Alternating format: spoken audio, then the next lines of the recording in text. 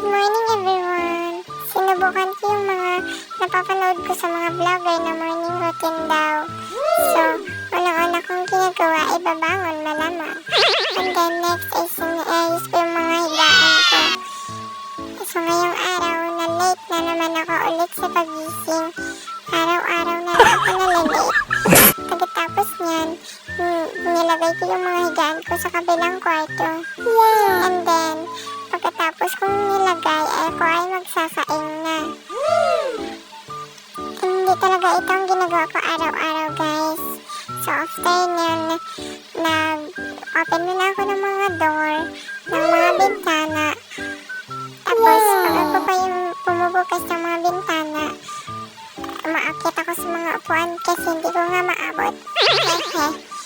And then, after nyan, pinaprepare ko na yung mga lulutuin ko.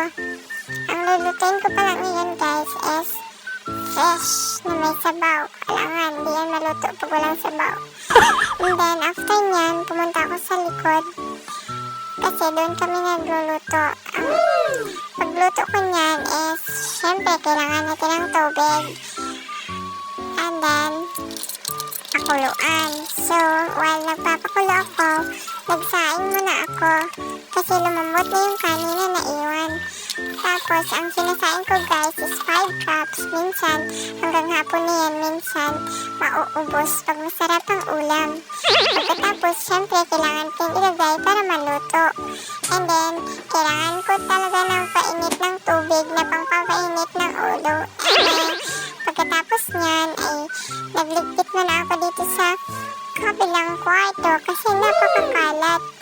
And then, after ko naligpit dyan, syempre hindi pa ako natapos. Pagkatapos nyan, inayos-ayos ko yung mga bedsheet. And then, nagpa-plancha ako ng mga damit ni madam kasi hindi ako naka-plancha kagabi. And then, pagkatapos nyan, sunod ko na malamang yung pants.